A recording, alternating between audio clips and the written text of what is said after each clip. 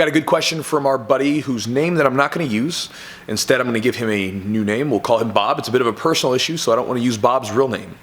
So Bob says he's been training since 2008. He got his blue belt in 2009, and he's been training consistently. The problem is he's had to relocate several times for work, but he's continued to train.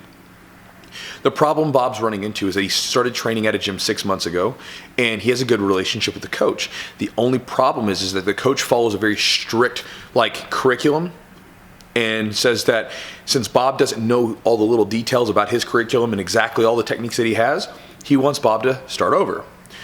Bob, of course, does not want to start over. While we all know that the belt doesn't mean everything, it does mean something. It's a meaningful thing to us, and Bob doesn't want to have to give that up because he earned it.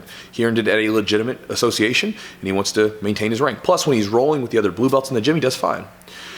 So Bob is wondering, should he leave or should he, stay at the gym and, go through things? So Bob, first off, thanks for the question, brother. And I had the unique ability to be on both sides of the fence on this question because I've been in both situations. I've been in a coach who has seen a student come in who maybe wasn't up to their standards, and I've also been on the other end, been a student who's had someone pull rank on me. And so I'm going to share a couple stories with you and hopefully these help you with your decision. So back when I came to this gym in 2007, I've talked about this story numerous times. There was a Brazilian coach teaching here. Brazil, South American, like a guy from South America, Brazilian, black belt that was here. Colin, my old buddy and coach, he brought him in, I guess maybe to sort of add some sort of legitimacy to the program since he was a brown belt at the time. But he brought the guy in, and the guy didn't like me for some reason. And I suspect it was because when I came in, I was an MMA fighter, I was a competitor, and so when I stepped on the mat, a lot of the young, and I'm also kind of approachable, I'm kind of a goof, so, I'm easy to come up to and talk to. So the guys that would be here on the mat, a lot of times they'd come up and talk to me. They'd ask me questions for things, and I had no problem. I was like, sure, let me help you fix that problem. So I think that he didn't like that, sort of maybe me sort of stealing some of his thunder. And there was this one day where we were doing judo throws, and I'm not particularly good at judo. It's just not something I do. I've always used more wrestling-based takedowns, which there is some crossover, and I do a lot of grip breaking. That's what I focus on, and it seems to work, so I was like, well, I don't need to add a bunch of throws that I'm not going to be good at. Well, one day we're doing judo, and I didn't get a throw down. I just was having trouble with the footwork. Well, he brings me out in the middle of class, and he's like, he motions because he didn't speak very good English. He said, let me show you. So he grabs on and he's, stepping into it, doing the entry, with his foot, and he's like talking to the class, and then without any warning, boom, throws me. Knocks the wind out of me, and I'm like, right? I mean, I remember being there, it's like, that motherfucker, And then you could tell he kind of enjoyed it a little bit. He looked down at me on the ground and he's like, oh, Chewy, next time break full. Next time break full. Kind of laughs at me a little bit. I'm like, motherfucker. At the end of class that day, he's sitting in class doing his little speech, and my buddy Kyle was interpreting for him because he speaks Portuguese. And he said Chewy, in Brazil, you may not be a purple belt because you don't have very good throws. And so he's telling me to take that shit off, right? And what Kyle ended up telling me later on, after this guy left this gym, was that when he said it, what he really said was, that motherfucker sucks. He needs to take off his damn belt. So, I took the message and I said, okay, sure, man. At the end of class, I took my belt off and I was like, here, you give me the belt when you think I'm ready for it. I went home, pulled my blue belt out, put that back on for the next training session.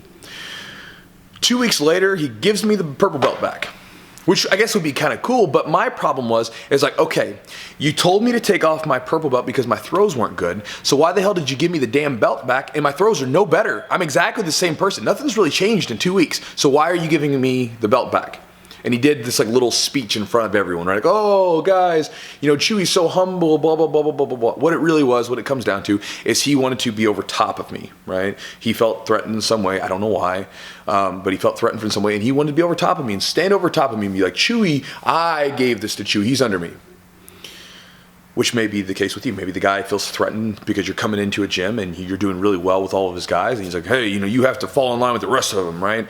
I'm going to be over top of you. I don't know your coach, but maybe that's a possibility. That was what was my case. The Brazilian guy eventually left, and then I was able to train with Colin and Kyle as coaches, and my game went because it was a much better environment. I don't know if I could have trained under those conditions long enough. And again, the problem was me leaving at the time. I had burned the bridge with my old coach, and I wanted to train with Colin and Kyle. Now, flipping it around to the other side, I have had a guy come in, numerous ones, but the one I'm going to share today is about my buddy John Turner. John Turner is one of my favorite people. He is a hilarious human being. Him and Brian Wynn here in the gym, they're ridiculous. They're so funny, and some of the funniest human beings I know. And when he came into the gym as a blue belt, he was not what I would interpret as a blue belt. And the reason I say interpret is because, again, there's no like governing body that runs everything for us, right? Some people have associations that tell them, but there's no like one big body that tells you how to do everything. So there's a lot of room for interpretation. Like, how do you want to go about this? That's kind of the beautiful sort of artsy side to jiu-jitsu. You know, and I say this all the time. The mats are like canvas, and your techniques and your movements, those are like the brush strokes, right? Because I consider it more of an art. So John comes in, and I'm like, man, he's not a blue belt to us. But my thinking is, as a coach, okay, he's not a blue belt to us, fine.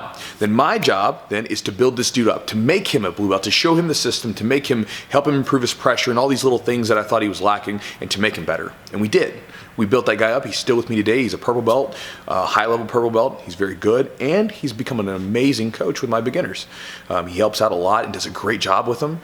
And so again, it's been a pleasure having him here. So to bring this full circle, if I was in your situation, Bob, what I would do is I would talk to your coach and say, hey man, listen, we got a good relationship. I really like you. I want to be here, but I'm not going to give up my belt. I don't think that that's fair. I'm doing very well against your blue belts, and I'm willing to learn everything you have to show me, but I'm not going to give this up because again, you just don't think it's fair, and it isn't fair. And if he's not okay with that, you said that there are several gyms in the nearby area. Talk to those gyms. Talk to the coaches. See what they have to say. See what their thoughts on it are. And go from there. So Bob, I hope that this video helps you, brother. And again, I don't envy your situation, but I've definitely been there before. So good luck.